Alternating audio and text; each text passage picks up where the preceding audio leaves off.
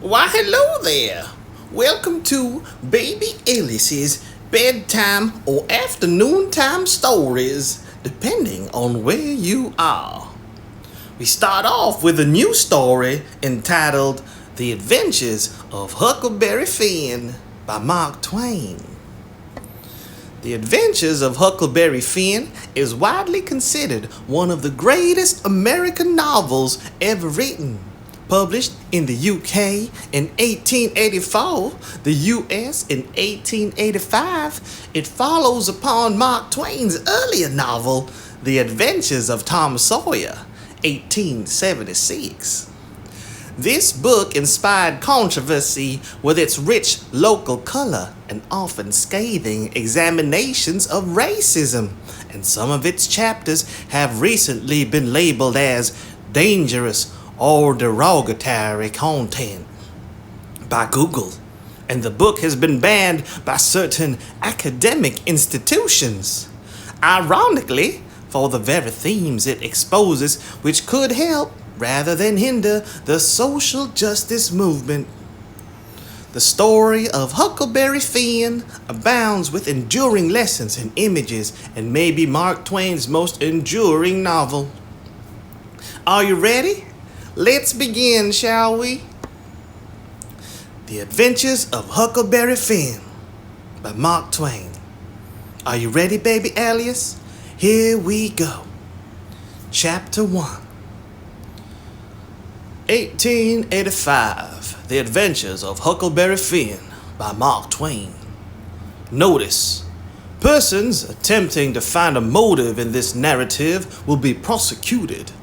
Persons attempting to find a moral in it will be banished. Persons attempting to find a plot in it will be shot by order of the author per G.G. Chief Ordnance. Explanatory. In this book, a number of dialects are used, to wit the Missouri Negro dialect, the extremist form of the backwoods Southwestern dialect, the ordinary Pike Country dialect, and 4 modified varieties of this last. The shadings have not been done in a haphazard fashion or by guesswork, but painstakingly and with the trustworthy guidance and support of personal familiarity with these several forms of speech. I make this explanation for the reason that without it, many readers would suppose that all these characters were trying to talk alike and not succeeding. The author. Let's begin, shall we, baby Elias? Chapter 1. You don't know about me without you have read a book by the name of The Adventures of Tom Sawyer, but that ain't no matter. That book was made by Mr. Mark Twain, and he told the truth mainly. There was things which he stretched, but mainly he told the truth. That is nothing. I never seen anybody but lied one time or another. Without it was Aunt Polly, or the widow, or maybe Mary. Aunt Polly, Tom's Aunt Polly, she is, and Mary, and the widow Douglas, is all told about in that book, which is mostly a true book, with some stretches, as I said before. Now, the way that the book winds up is this. Tom and me found the money that the robbers hid in the cave, and it made us rich. We got $6,000 apiece, all gold. It was an awful sight of money when it was piled up. Well, Judge Thatcher, he took it and put it out at interest, and fetched us $1 apiece, $1 a day apiece, all the year round, more than a body could tell what to do with. The widow Douglas, she told me for her son and allowed she would civilize me. But it was rough living in the house all the time, considering how dismal, regular, and decent the widow was in all her ways. And so when I couldn't stand it no longer, I lit out. I got into my old rags and my sugar hogshead again, and was free and satisfied. But Tom Sawyer, he hunted me up and said he was going to start a band of robbers, and I might join if I would go back to the widow and be respectable. So I went back. The widow, she cried all over me and called me a poor lost lamb, and she called me a lot of other names too, but she never meant no harm by it. She put me in them new clothes again, and I couldn't do nothing but sweat and feel all cramped up. Well then, the old thing commenced again. The widow rung a bell for supper, and you had to come to time. When you got to the table, you couldn't go right to eating, but you had to wait for the widow to tuck down her head and grumble a little over the victuals. Though there wasn't really anything the matter with them. That is, nothing, only everything was cooked by itself, in a barrel of odds and ends, and it's different. Things get mixed up, and the juice kinda swamps around, and the other things go better. After supper, she got out her book and learned me about Moses and the bulrushes, and I was in a sweat to find out all about him. But by and by, she let it out that Moses had been dead a considerable long time. So then I didn't care no more about him, because I don't take no stock in dead people. Pretty soon, I wanted to smoke and asked the widow to let me, but she wouldn't. She said it was a mean practice and wasn't clean, and I must try to not do it anymore. That is just the way with some people. They get down on the thing when they don't know nothing about it. Here she was a-bothering about Moses, which was no kin to her and no use to anybody, being gone, you see, yet finding a power of fault with me for doing a thing that had some good in it. And she took snuff too. Of course, that was all right because she done it herself.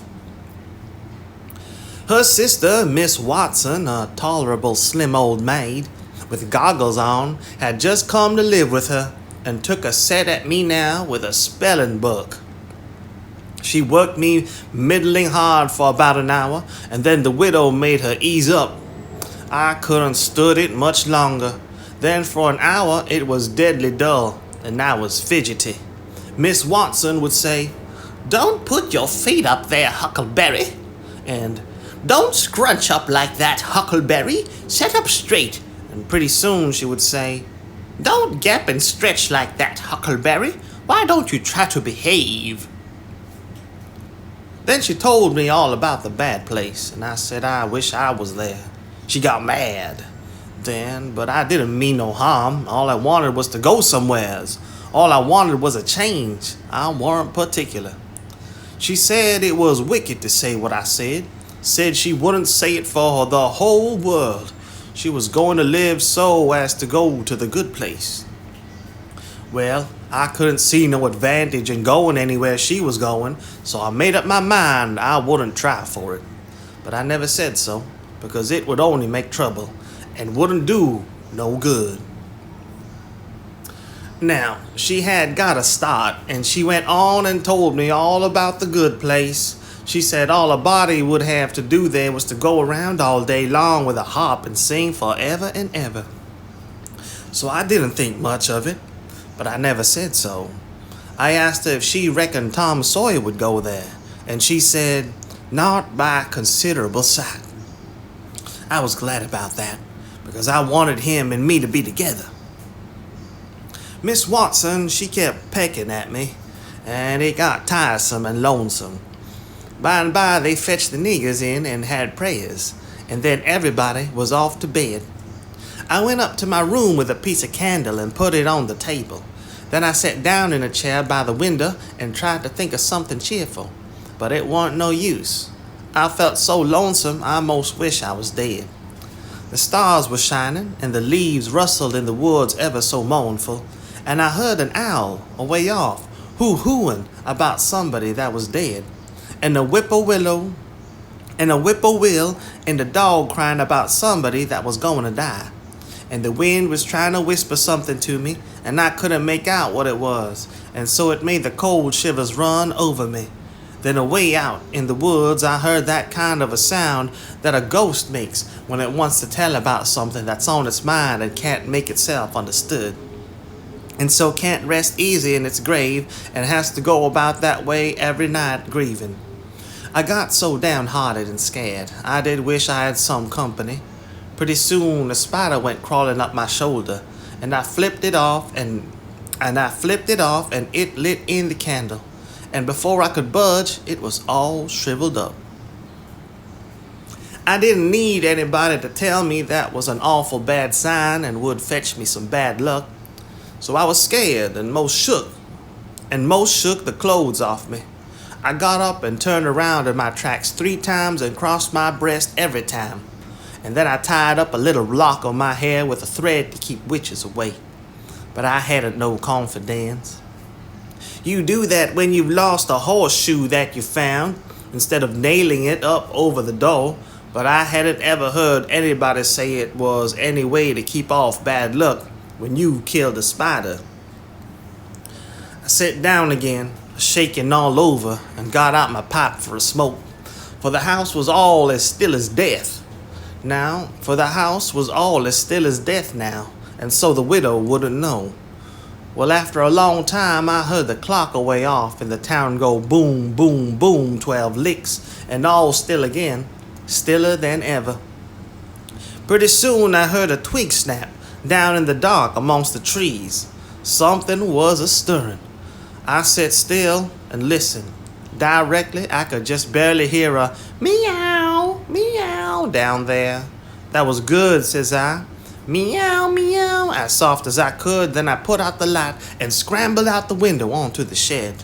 Then I slipped down to the ground and crawled in amongst the trees, and sure enough, there was Tom Sawyer waiting for me.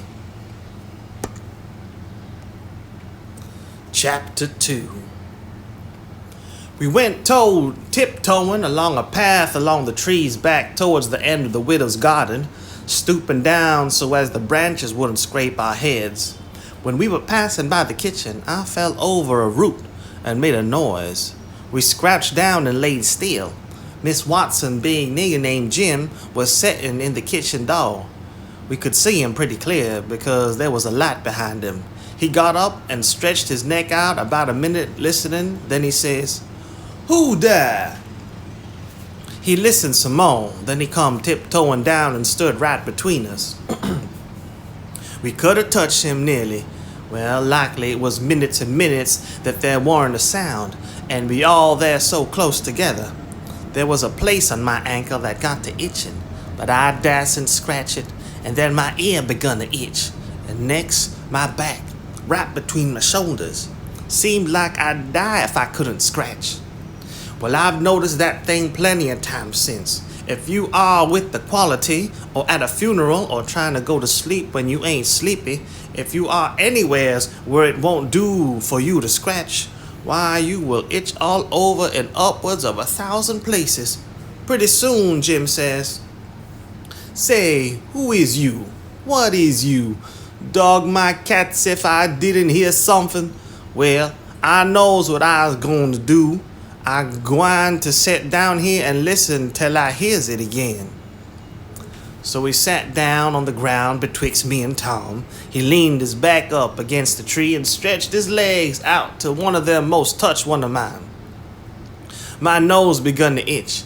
It itched till the ears come into my eyes, but I dasn't scratch. Then it begun to itch on the inside. Next, I got to itching underneath. I didn't know how I was going to sit still.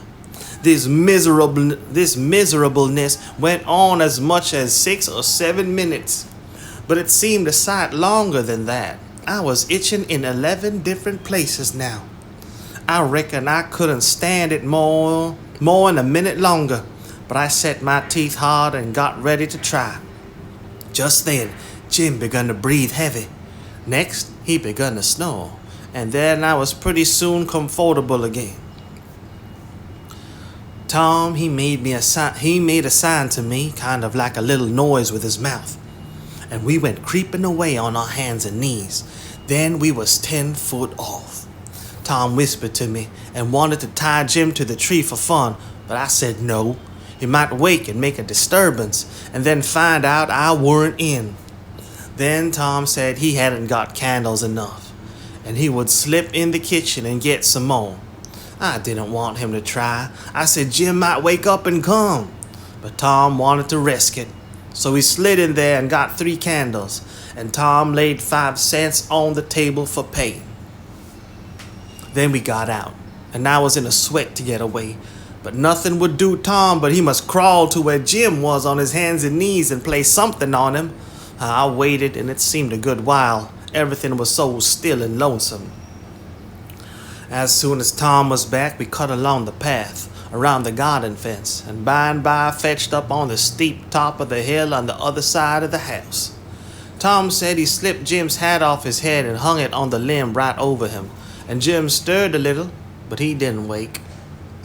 Afterwards, Jim said the witches bewitched him and put him in a trance and rode him all over the state, and then set him under the trees again and hung his hat on a limb to show who done it.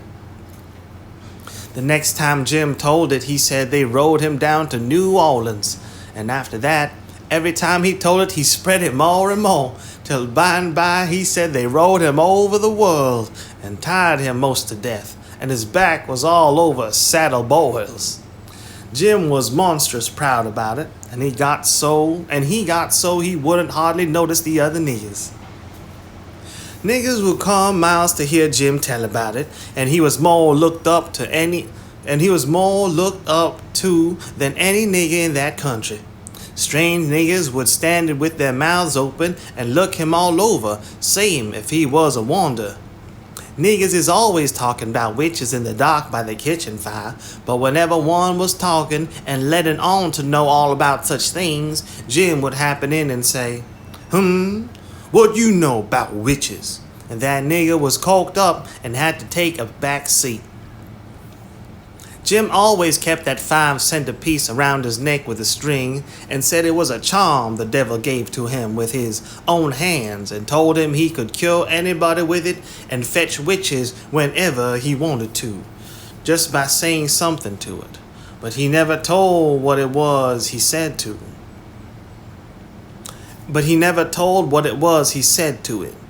Niggers would come from all around there and give Jim anything they had, just for a sight of that 5-cent apiece. But they wouldn't touch it, because the devil had his hands on it. Jim was most ruined for a servant, because he got so stuck up on account of having seen the devil and been rode by witches. Well, when Tom and me got to the edge of the hilltop, we looked away down into the village and could see 3 or 4 lights twinkling. Well, there was sick folks, maybe, and the stars over us was sparkling ever so fine. And down by the village was the river, a whole mile broad and awful still and grand. We went down the hill and found Joe Harper and Ben Rogers and 2 or 3 more of the boys hid in the old tan yard. So we unhitched the skiff and pulled down the river 2.5 miles to the big scar on the hillside and went ashore. We went to a clump of bushes, and Tom made everybody swear to keep the secret, and then showed them a hole in the hill, right in the thickest part of the bushes. Then we lit the candles and crawled in on our hands and knees. We went about 200 yards, and then the cave opened up. Tom poked about amongst the passages, and pretty soon ducked under a wall where you wouldn't have noticed that there was a hole. We went along a narrow place and got into a kind of room, all damp and sweaty and cold, and there we stopped. Tom says, "Now we'll start this band of robbers and call it Tom Sawyer's gang. Everybody that wants to join has got to take an oath and write his name in blood." Everybody was willing. So Tom got out a sheet of paper that he had wrote the oath on and read it. It swore every boy to stick to the band and never tell any of the secrets. And if anybody done anything to any boy in the band, whichever boy was ordered to kill that person, and his family must do it. And he mustn't eat and he mustn't sleep till he had killed them and hacked a cross in their breasts, which was the sign of the band. And nobody that didn't belong to the band could use that mark. And if he did, he must be sued. And if he done it again, he must be killed. And if anybody that belonged to the band told the secrets, he must have his throat cut, and then have his carcass burnt up, and the ashes scattered all around, and his name blotted off the list with blood, and never mentioned again by the gang, but have a curse put on it, and be forgot forever. Everybody said it was a real beautiful oath and asked Tom if he got it out of his own head. He said some of it, but the rest was out of pirate books and robber books, and every gang that was high-toned had it. So thought it would be good to kill the families of boys that told the secrets. Some thought it would be good to kill the families of boys that told secrets. Tom said it was a good idea, so he took a pencil and wrote it in. Then Ben Rogers says, "Here's Huck Finn. He ain't got no family. What you gonna do 'bout him?" "Well, ain't he got a father?" says Tom Sawyer. "Yeah, he's got a father, but you can never find him these days. He used to lay drunk with the hogs in the tan yard, but he hadn't been seen in these parts for a year or more." They talked it over, and they was going to rule me out, because they said every boy must have a family or somebody to kill, or else it wouldn't be fair and square for the others. Well, nobody could think of anything to do. Nobody could think of anything to do. Everybody was stumped and sat still. I was most ready to cry, but all at once I thought of a way. And so I offered them Miss Watson. They could kill her. Everybody said, "Oh, she'll do, that's all right. Huck can come in." Then they all stuck a pin in their fingers to get blood to sign with, and I made my mark on the paper. "Now," says Ben Rogers, "what's the line of business of this gang?" "Nothing, only robbery and murder," Tom said. "But who are we going to rob? Houses or cattle or stuff? Stealing cattle and such things ain't robbery, it's burglary," says Tom Sawyer. "We ain't burglars. That ain't no sort of style. We are highwaymen.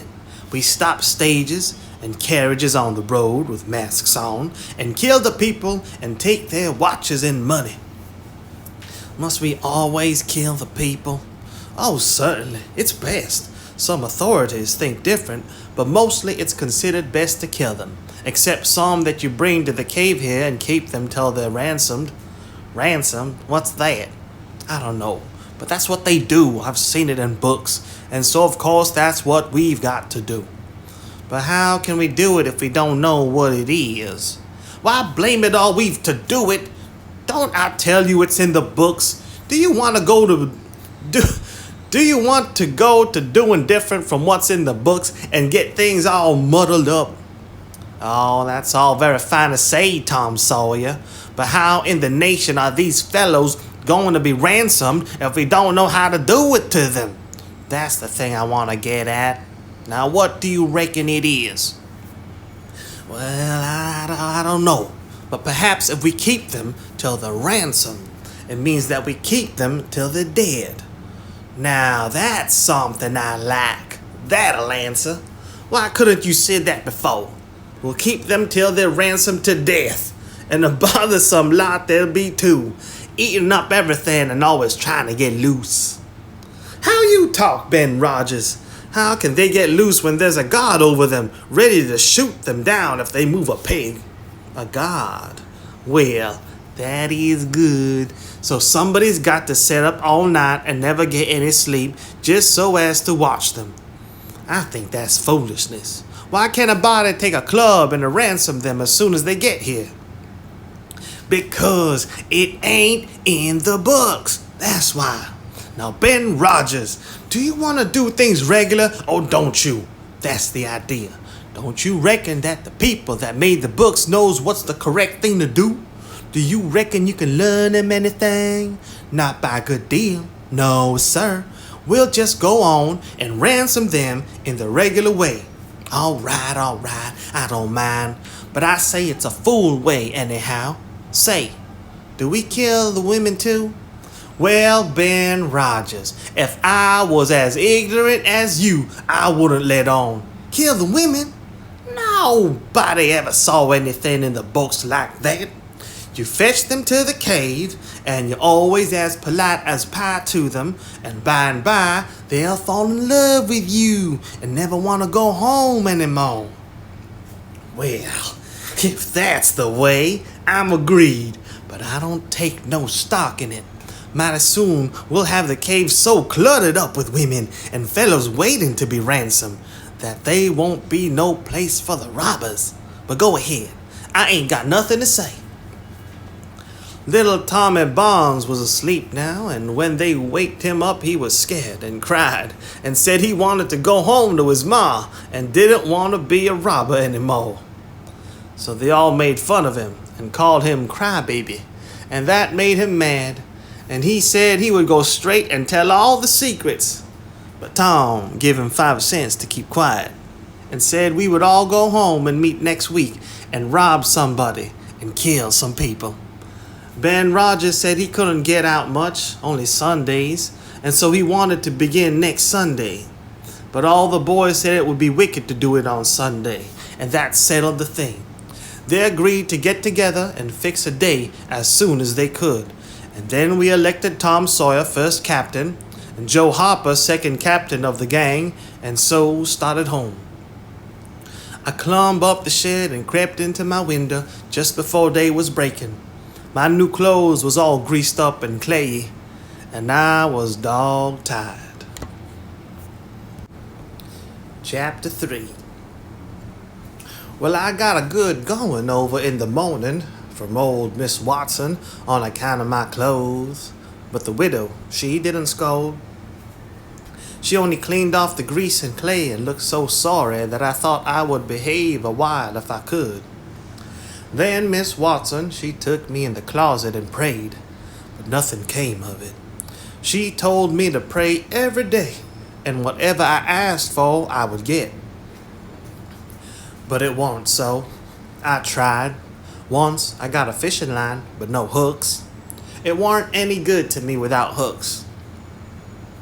I tried for the hooks 3 or 4 times, but somehow I couldn't make it work. By and by, one day, I asked Miss Watson to try for me, but she said I was a fool. She never told me why, and I couldn't make it out no way. I sat down one time back in the woods and had a long think about it. I says to myself, if a body can get anything they pray for, why don't Deacon Wynn get back the money he lost on pork? Why can't the widow get back her silver snuff box that was stolen? Why can't Miss Watson fat up? No, says I to myself, there ain't nothing in it. I went and told the widow about it, and she said the thing a body could get by praying for it was spiritual gifts. This was too many for me, but she told me what she meant. I must help other people and do everything I could for other people and look out for them all the time and never think about myself. This was including Miss Watson, as I took it. I went out in the woods and turned it over in my mind a long time, but I couldn't see no advantage about it except for the other people. So at last I reckoned I wouldn't worry about it anymore, but just let it go. Sometimes the widow would take me one side and talk about providence in a way to make a body's mouth water. But maybe next day, Miss Watson would take hold and knock it all down again. I judged I could see that there was 2 providences, and the poor chap would stand considerable show with the widow's providence. But if Miss Watson's got him, there warn't no help for him anymore. I thought it all out, and I reckoned I would belong to the widow's if he wanted me, though I couldn't make out how he was going to be any better off then than what he was before, seeing I was so ignorant and so kind of low down and ornery.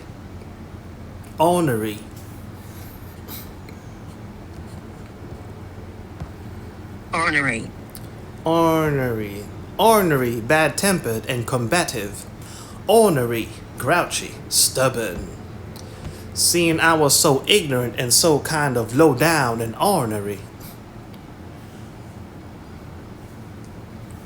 Pap, he hadn't been seen for more than a year, and that was comfortable for me. I didn't want to see him no more. He used to always whale me when he was sober and could get his hands on me. though I used to take to the woods most of the time when he was around. Well, about this time he was found in the river drowned, about 12 miles above town, so people said. They judged it was him anyway, said this drowned man was just his size and was ragged and had uncommon long hair, which was all like Pap. But they couldn't make nothing out of the face because it had been in the water so long it wasn't much like a face at all. They said he was floating on his back in the water. They took him and buried him on the bank, but I weren't comfortable long because I happened to think of something. I knowed mighty well that a drowned man don't float on his back, but on his face. So I knowed then that this weren't Pap, but a woman dressed up in a man's clothes. So I was uncomfortable again. I judged the old man would turn up again by and by, though I wish he wouldn't. We played robber now and then about a month, and then I resigned. All the boys did. We hadn't robbed nobody. We hadn't killed any people, only just pretended. We used to hop out of the woods and go charging down on hog drovers and women in carts taking garden stuff to market, but we never hived any of them. Tom Sawyer called the hogs ingots, and he called the turnips and stuff jewelry, and we would go to the cave and pow over what we had done and how many people we had killed and mocked. But I couldn't see no profit in it. One time Tom sent a boy to run about town with a blazing stick, which he called a slogan, which was the sign for the gang to get together. And then he said he had got secret news by his spies that next day a whole parcel of Spanish merchants and rich Arabs was going to camp in Cave Hollow with 200 elephants and 600 camels and over 1,000 sumpter mules, all loaded down with diamonds. And they didn't have only a guard of 400 soldiers, and so we would lay in ambuscade. As he called it, and kill the loot and scoop the things. He said we must slick up our souls and guns and get ready. He never could go after even a turnip cart, but he must have the swords and guns all scoured up for it. Though they was only lathe and broomsticks, and you might scour at them till you rotted, and then they weren't worth a mouthful of ashes more than what they was before. I didn't believe we could lick such a crowd of Spaniards and Arabs, but I wanted to see the camels and elephants. So I was on hand next day, Saturday, in the ambuscade, and when we got the word, we rushed out of the woods and down the hill.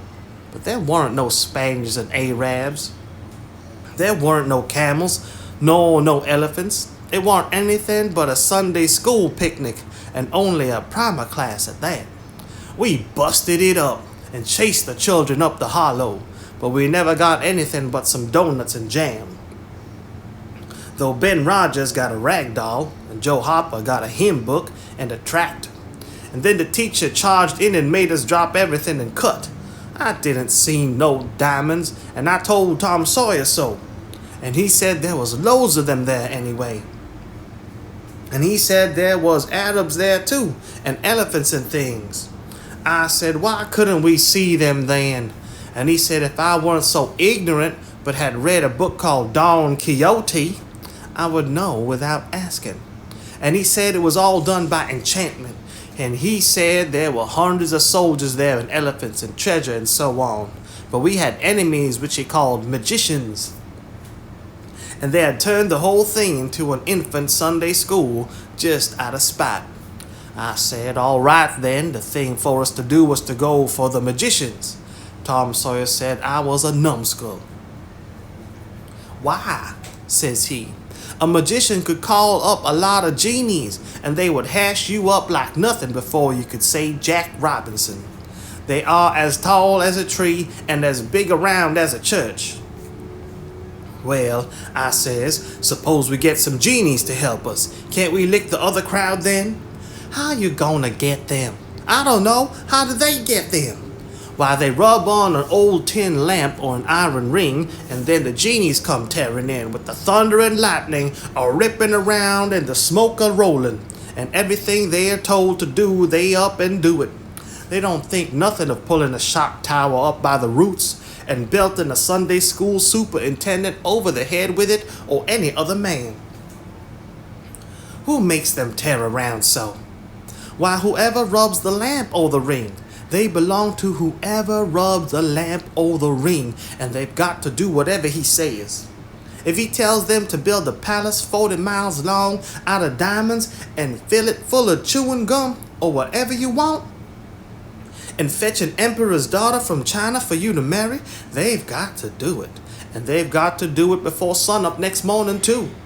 And more, they've got to waltz that palace around over the country wherever you want it. You understand? Well, says I think they're a pack of flatheads for not keeping the palace themselves instead of fooling them away like that. And what's more, if I was one of them, I would see a man in Jericho before I would drop my business and come to him for the rubbing of an old tin lamp. How you talk, Huck Finn. Why, you'd have to come when he rubbed it, whether you wanted to or not. What? An eye as high as a tree and as big as a church? All right then, I would come, but I lay I'd make that man climb the highest tree there was in the country.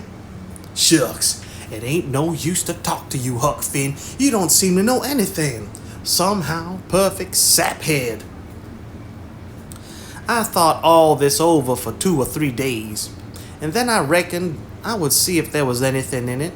I got an old tin lamp and an iron ring and went out in the woods, and I rubbed and rubbed till I sweat like an Injun, calculating to build a palace and sell it.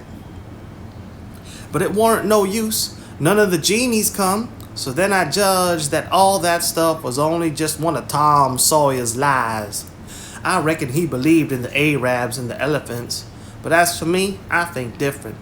It had all the marks of a Sunday school. Chapter 4.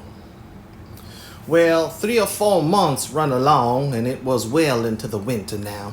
I had been at school most all the time, and could spell and read and write just a little, and could say the multiplication table up to 6 times 7 is 35, and I don't reckon I could ever get any further than that if I was to live forever. I don't take no stock in mathematics anyway. At first, I hated school, but by and by I got so I could stand it. Whenever I got uncommon tired, I played hooky. And the hiding I got next day done me good and cheered me up. So the longer I went to school, the easier it got to be. I was getting sort of used to the widow's ways too. They weren't so raspy on me. Living in a house and sleeping in a bed pulled on me pretty tight mostly. But before the cold weather, I used to slide out and sleep in the woods sometimes, and so that was a rest to me. I liked the old ways best, but I was getting so I liked the new ones too a little bit. The widow said I was coming along slow but sure and doing very satisfactory. She said she weren't ashamed of me. One morning I happened to turn over the salt cellar at breakfast. I reached for some of it as quick as I could to throw over my left shoulder and keep off the bad luck. But Miss Watson was in ahead of me and crossed me off. She says, "Take your hands away, Huckleberry. What a mess you are always making." The widow put in a good word for me, but that weren't going to keep off the bad luck. I know that well enough. I started out after breakfast feeling worried and shaky and wondering where it was going to fall on me and what it was going to be. There is ways to keep off some kinds of bad luck, but this wasn't one of them kind, so I never tried to do anything but just poked along low-spirited and on the watch out. I went down the front garden and clumb over the stile where you go through the high board fence. There was an inch of new snow on the ground, and I seen somebody's tracks. They had come up from the quarry and stood around the stile a while, and then went on around the garden fence. It was funny they hadn't come in after standing around so. I couldn't make it out. It was very curious somehow. I was going to follow around, but I stooped down to look at the tracks first. I didn't notice anything at first, but next I did. There was a cross in the left boot heel made with big nails to keep off the devil. I was up in a second and shining down the hill. I looked over my shoulder every now and then, but I didn't see nobody. I was at Judge Thatcher's as quick as I could get there. He said, "Why, my boy, you are all out of breath. Did you come for your interest?" "No, sir," I says. "Is that some for me?" "Oh, yes. A half yearly is in last night. Over $150. Quite a fortune for you. You better let me invest it all along with your 6,000, because if you take it, you'll spend it." "No, sir," I says. "I don't want to spend it. I don't want it at all, nor the 6,000 neither. I want you to take it. I want to give it to you, the 6,000 and all." He looked surprised. He couldn't seem to make it out. He says, "Why, what can you mean, my boy?" I says, "Don't you ask me no questions about it, please. You'll take it, won't you?" He says, "Well, I'm puzzled. Is something the matter?" "Please take it," says I. "And don't ask me nothing, then I won't have to tell no lies." He studied a while, and then he says, "Oh, I think I see. You want to sell all your property to me, not give it. That's the correct idea." Then he wrote something on a paper and read it over and says, "There, you see it says, 'For our consideration.' That means I have bought it off you and paid you for it. Here's $1 for you. Now you sign it." So I signed it and left. Miss Watson's nigger Jim had a hairball as big as your fist, which had been took out of the fourth stomach of an ox, and used to do magic with it. He said there was a spirit inside it, and it knowed everything. So I went to him that night and told him Pap was here again, for I found his tracks in the snow. What I wanted to know was what he was going to do, and was he going to say, and was he going to stay. Jim got out his hairball and said something over it. And then he held it up and dropped it on the floor. It fell pretty solid and only rolled about an inch. Jim tried it again, and then another time, and it acted just the same. Jim got down on his knees and put his ear against it and listened. But it warn't no use. He said it wouldn't talk. He said sometimes it wouldn't talk without money. I told him I had an old slick counterfeit quarter that weren't no good because the brass showed through the silver a little. And it wouldn't pass nohow, even if the brass didn't show, because it was so slick it felt greasy, and so that would tell on it every time. I reckoned I wouldn't say nothing about the $1 I got from the judge. I said it was pretty bad money, but maybe the hairball would take it, because maybe it wouldn't know the difference. Jim smelt it and bit it and rubbed it and said he would manage so the hairball would think it was good. He said he would split open a raw Irish potato and stick the quarter in between and keep it there all night.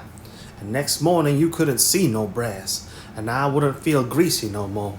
And so anybody in town would take it in a minute, let alone a hairball. Well, I know the potato would do that, but I had forgot it. Jim put the quarter under the hairball and got down to listen again. This time, he said the hairball was all right. He said it would tell my whole fortune if I wanted it to. I says, "Go on." So the hairball talked to Jim, and Jim told it to me. He says, "Your old father don't know it yet. Well, he's a-gone to do. Sometimes he spec he'll go away, and then again he spec he'll stay. The best way is to rest easy and let the old man take his own way. There's two angels hovering round, but there's two angels hovering round about him. One of them is white and shiny. The other one is black. The white one gets him to go right a little while. Then the black one sail in, bust it all up. A body can't tell yet which one going to fetch him at the last. But you is all right. You gwine to have considerable trouble in your life and considerable joy. Sometimes you gwine to get hurt and sometimes you gwine to get sick.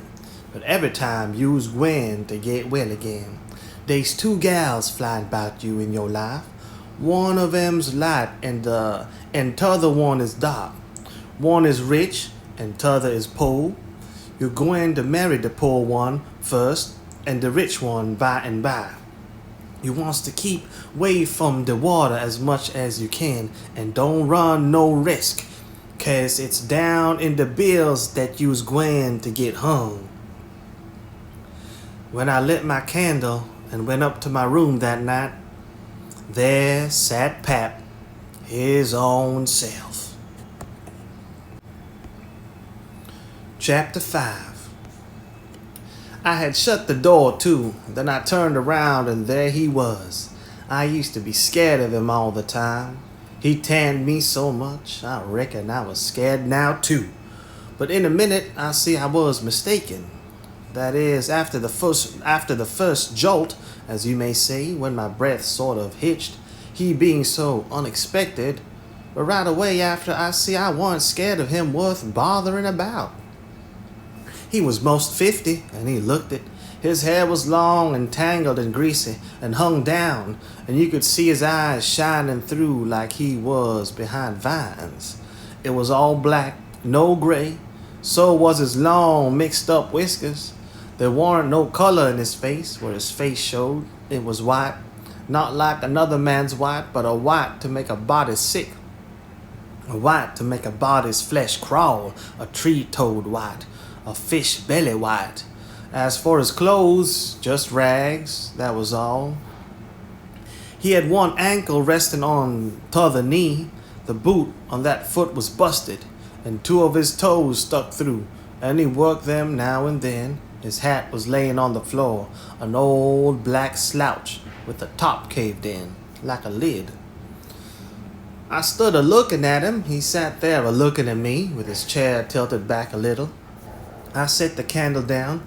I noticed the window was up, so he had clumb in by the shed. He kept a-looking at me all over. By and by he says, "Start your clothes, very. You think you're a good deal of a big bug, don't you?" "Maybe I am, maybe I ain't," I says. "Don't you give me none of your lip," says he. "You've put on considerable many frills since I've been away. I'll take you down a peg before I get done with you. You're educated too, they say, can read and write. You think you're better than your father now, don't you, because he can't? I'll take it out of you. Who told you you might meddle with such highfalutin foolishness, hey? Who told you you could?" "The widow, she told me." "The widow, eh? And who told the widow she could put in her shovel about a thing that ain't none of her business?" "Nobody ever told her." "Well, I'll learn her how to meddle. And looky here, you drop that school, you hear? I'll learn people to bring up a boy to put on airs over his own father and let on to be better than what he is. You let me catch you fooling around that school again, you hear? Your mother couldn't read, and she couldn't write neither before she died. None of the family could before they died. I can't, and here you're swelling yourself up like this. I ain't the man to stand it, you hear? Say, let me hear you read." I took up a book and begun something about General Washington and the wars. When I'd read about half a minute, he fetched the book a whack with his hand and knocked it across the house. He says, "It's so. You can do it. I had my doubts when you told me. Now looky here. You stop that putting on frills. I won't have it. I'll lay for you, my smarty. And if I catch you about that school, I'll tan you good. First, you know you'll get religion too. I never seen such a son." He took up a little blue and yellow picture of some cows and a boy and says, "What's this?" It's something they give me for learning my lessons good. He tore it up and says, I'll give you something better. I'll give you a cowhide. He sat there a-mumbling and a-growling like a minute, and then he says, Ain't you a sweet-scented dandy, though? A bed and bedclothes and a looking-glass and a piece of carpet on the floor, and your own father got to sleep with the hogs in the tan yard. I never see such a son. I bet I'll take some of these frills out on you before I'm done with you. Why, there ain't no end to your heirs. They say you're rich. Hey, how's that? They lie, that's how. Looky here, mind how you talk to me. I'm a-standing about all I can stand. Now, so don't give me no sass. I've been in town 2 days, and I hain't heard nothing but heard nothing but about you being rich. And I ain't heard nothing but about you being rich. I heard about it away down the river, too. That's why I come. You get me that money tomorrow. I want it. I ain't got no money. It's a lie. Judge Thatcher's got it. You get it. I want it. I ain't got no money, I tell you. You ask Judge Thatcher. He'll tell you the same. All right. I'll ask him. And I'll make him bungle too. Or I'll know the reason why. Say, how much you got in your pocket? I want it. I ain't got only $1, and I want that too. It don't make no difference what you want it for. You just shell it out. He took it and bit it to see if it was good. And then he said he was going downtown to get some whiskey. Said he hadn't had a drink all day. When he had got out on the shed, he put his head in again and cussed me for putting on frills and trying to be better than him. And when I reckoned he was gone, he came back. He come back and put his head in again and told me to mind about that school because he was going to lay for me and lick me if I didn't drop that. Next day he was drunk and went to Judge Thatcher's and bully-ragged him and tried to make him give up the money, but he couldn't. And then he swore he'd make the law force him. The judge and the widow went to law to get the court to take me away from him and let one of them be my guardian. But it was a new judge that had just come, and he didn't know the old man, so he said courts mustn't interfere and separate families if they could help it. Said he'd rather not take a child away from its father. So Judge Thatcher and the widow had to quit on the business. That pleased the old man till he couldn't rest. He said he'd cowhide me till I was black and blue if I didn't raise some money for him. I borrowed $3 from Judge Thatcher, and Pap took it and got drunk and went a-bowling around and cussing and whooping and carrying on. He kept it up all over town with a tin pan till most midnight. Then they jailed him. And next day they had him before court and jailed him again for a week. But he said he was satisfied, said he was boss of his son, and he'd make it warm for him. When he got out, the new judge said he was going to make a man of him. So he took him to his own house and dressed him up clean and nice and had him to breakfast and dinner and supper with the family and was just old pie to him, so to speak. After supper, he talked to him about temperance and such things till the old man cried and said he'd been a fool and fooled away his life. But now he was a-going to turn over a new leaf and be a man nobody would be ashamed of, and he hoped the judge would help him and not look down on him. The judge said he could hug him for them words. So he cried, and his wife, she cried again. Pap said he'd been a man that had always been misunderstood before, and the judge said he believed it. The old man said that what a man wanted that was down was sympathy, and the judge said it was so. So they cried again. And when it was bedtime, the old man rose up and held out his hand and says, "Look at it, gentlemen and ladies and all. Take a hold of it, shake it. There's a hand that was the hand of a hog, but it ain't so no more. It's the hand of a man that started in on a new life. And I'll die before he'll go back. You mark them words, don't forget I said them. It's a clean hand now. Shake it. Don't be afeard. So they shook it, one after the other, all around and cried. The judge's wife, she kissed it. Then the old man, he signed a pledge, made his mark. The judge said it was the holiest time on the record, or something like that. Then they took the old man into a beautiful room, which was the spare room, and in the night sometime he got powerful thirsty and clumb out onto the porch roof and slid down a stanchion and traded his new coat for a jug of 40 rod and clumb back again and had a good old time. And towards daylight he crawled out again, drunk as a fiddler, and rolled off the porch and broke his left arm in 2 places, and was most froze to death when somebody found him after sunup. And when they come to look at the spare room, they had to take soundings before they could navigate it. The judge, he felt kinda sore. He said he reckoned the body could reform the old man with a shotgun, maybe, but he didn't know no other way. Chapter 6. Well, pretty soon the old man was up and around again, and then he went for Judge Thatcher in the courts to make him give up that money. And he went for me too, for not stopping school. He catched me a couple of times and thrashed me, but I went to school just the same and dodged him or outrun him most of the time. I didn't want to go to school much. Before I reckoned I'd go now to spite Pap. That law trial was a slow business. Appeared like they weren't ever going to get started on it. So every now and then I'd borrow $2 or $3 off the judge for him to keep from getting a cowhided. Every time he got money, he got drunk. And every time he got drunk, he raised Cain around town. And every time he raised Cain, he got jailed. He was just suited. This kind of thing was right in his line. He got to hanging around the widows too much, and so she told him at last that if he didn't quit using around there, she would make trouble for him.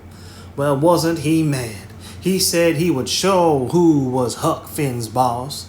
So he watched out for me one day in the spring and catched me and shook me up the river about 3 miles and took me up the river about 3 miles in a skiff and crossed over to the Illinois shore where it was woody and there weren't no houses but an old log hut in the place where the timber was so thick you couldn't find it if you didn't know where it was. He kept me with him all the time. I never got a chance to run off. We lived in that old cabin, and he always locked the door and put the key under his head nights. He had a gun which he had stole, I reckon, and we fished and hunted, and that was what we lived on. Every little while he locked me in and went down to the store 3 miles to the ferry and traded fish and game for whiskey and fetched it home and got drunk and had a good time and licked me. The widow, she found out where I was by and by, and she sent a man over to try to get hold of me. But Pat drove him off with the gun, and it weren't long after that till I was used to being where I was and liked it, all but the cowhide part. It was kind of lazy and jolly, laying off comfortable all day, smoking and fishing, and no books, no study. 2 months or more run along, and my clothes got to be all rags and dirt, and I didn't see how I'd ever got to like it so well at the widow's, where you had to wash and eat on a plate and comb up and go to bed and get up regular and be forever bothering over a book and have old Miss Watson pecking at you all the time. I didn't want to go back no more. I had stopped cussing because the widow didn't like it, but now I took to it again because Pap had no objections. It was pretty good times up in the woods there, take it all around. But by and by, Pop got too handy with his hickory, and I couldn't stand it. I was all over welts. He got to going away so much too and locking me in. Once he locked me in and was gone 3 days. I was dreadful lonesome. I judged he had gotten drowned and I wasn't ever going to get out anymore. I was scared. I made up my mind I would fix up some way to leave there. I had tried to get out of that cabin many a time, but I couldn't find no way. There weren't a window to it big enough for a dog to get through. I couldn't get up the chimney. It was too narrow. The door was thick, solid oak slabs. Pap was pretty careful not to leave a knife or anything in the cabin when he was away. I reckon I'd hunted the place over as much as 100 times. I was most all the time at it because it was about the only way to put in the time. But this time I found something at last. I found an old rusty wood saw without any handle. It was laid in between the rafter and the clapboards of the roof. I greased it up and went to work. There was an old horse blanket nailed against the logs at the far end of the cabin behind the table to keep the wind from blowing through the chinks and putting the candle out. I got under the table and raised the blanket and went to work to saw a section of the big bottom log out, big enough to let me through. Well, it was a good long job, but it was getting towards the end of it when I heard Pap's gun in the woods. I got rid of the signs of my work and dropped the blanket and hid my saw, and pretty soon Pap came in. Pap weren't in a good humor, so he was his natural self. He said he was down to town and everything was going wrong. His lawyer said he reckoned he would win his lawsuit and get the money if they ever got started on the trial, but then there was ways to put it off a long time, and Judge Thatcher knowed how to do it. And he said people allowed there'd be another trial to get me away from him and give me to the widow for my guardian, and they guessed it would win this time. This shook me up considerable because I didn't want to go back to that widow. Because I didn't want to go back to the widows anymore and be so cramped up and civilized, as they called it. Then the old man got to cussing and cussed everything and everybody he could think of, and then cussed them all over again to make sure he didn't skip any. To make sure he hadn't skipped any. And after that he polished off with a kind of general cuss all around, including a considerable parcel of people which he didn't know the names of, and so called them what's his name, and when he got to them and went right along with his cussing. He said he would like to see the widow get me. He said he would watch out, and if they tried to come any such game on him, he knowed of a place 6 or 7 mile off to stow me in, where they might hunt till they dropped, and they couldn't find me. That made me pretty uneasy again, but only for a minute. I reckon I wouldn't stay on hand till he got the chance. The old man made me go to the skiff and fetch the things he had got. There was a 50-pound sack of cornmeal and a side of bacon, ammunition, and a 4-gallon jug of whiskey, and an old book and 2 newspapers for waiting, besides some tow. I towed it up a load, and went back and sat down on the bow of the skiff to rest. I thought it was all over, and I reckoned I would walk off with the gun and some lines and take to the woods when I run away. I guessed I wouldn't stay in one place, but just tramp right across the country, mostly night times, and hunt and fish to keep alive, and so get so far away that the old man nor the widow couldn't ever find me any more. I judged I would saw out and leave that night if Pap got drunk enough, and I reckoned he would. I got so full of it I didn't notice how long I was staying, till the old man hollered and asked me whether I was asleep or drowned. I got the things all up to the cabin, and then it was about dark while I was cooking supper. The old man took a swig or two and got sort of warmed up and went to ripping again. He had been drunk over in town and laid in the gutter all night, and he was a sight to look at. A body would have thought he was Adam. He was just all mud. Whenever his liquor begun to work, he most always went for the government. This time, he says, "Call this a government? Why, just look at it and see what it's like. Here's the law standing ready to take a man's son away from him, a man's own son, which he has had all the trouble and all the anxiety and all the expense of raising. Yes, just as that man has got that son raised at last and ready to go to work and begin to do something for him and give him a rest, the law up and goes for him. And they call that government? That ain't all nother. The law backs that old Judge Thatcher up and helps him to keep me out of my property. Here's what the law does. The law takes a man worth $6,000 and upwards and jams him into an old trap of a cabin like this and lets him go round in clothes that ain't fitting for a hog. They call that government. A man can't get his rights in a government like this. Sometimes I've a mighty notion to just leave the country for good and all. Yes, and I told him so. I told old Thatcher so to his face. Lots of them heard me and can tell what I said. Says I, for 2 cents, I'd leave the blame country and never come near it again. Them's the very words, I says. Look at my hat, if you call it a hat. But the lid raises up and the rest of it goes down till it's below my chin. And then it ain't rightly a hat at all, but more like my head was shoved up through a gin stovepipe. Look at it, says I. Such a hat for me to wear, one of the wealthiest men in this town. If I could get my rights. Oh yes, this is a wonderful government, wonderful. Why, looky here. There was a free nigger there from Ohio, a mulatto, most as white as a white man. He had the whitest shirt on you ever see too, and the shiniest hat. And there ain't a man in that town that's got as fine clothes as what he had. And he had a gold watch and chain and a silver-headed cane, the awfulest old gray-headed nabob in the state.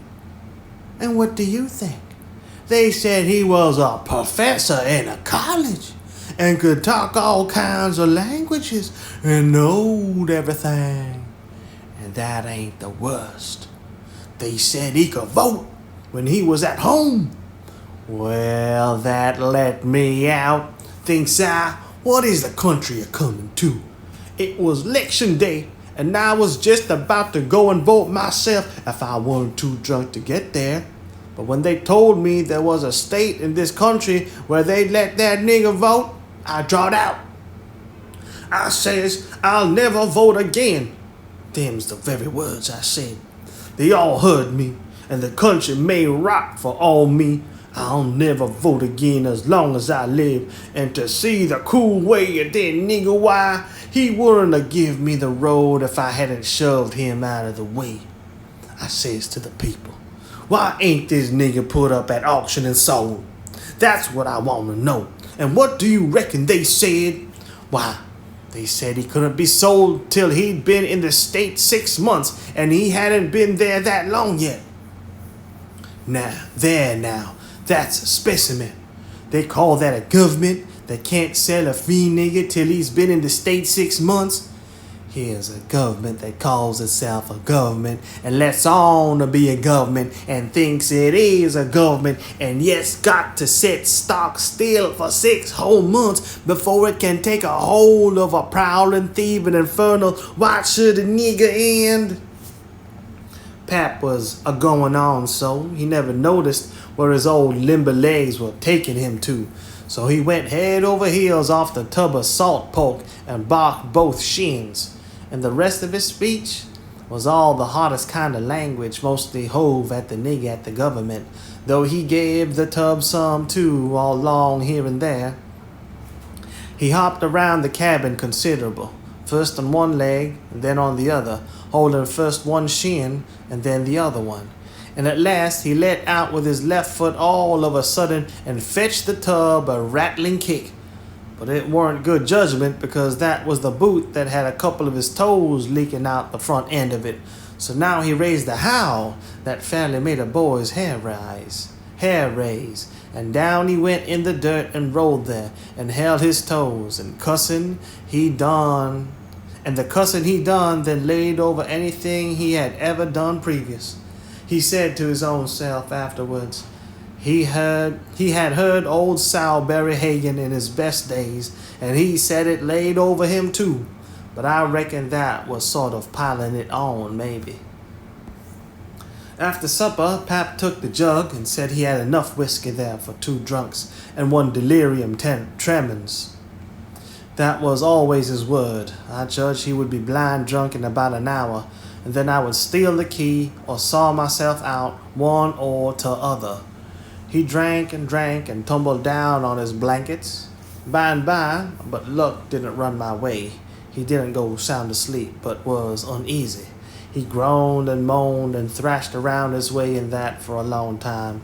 At last I got so sleepy I couldn't keep my eyes open all I could do, and so before I known what I was about, I was sound asleep, and the candle burning.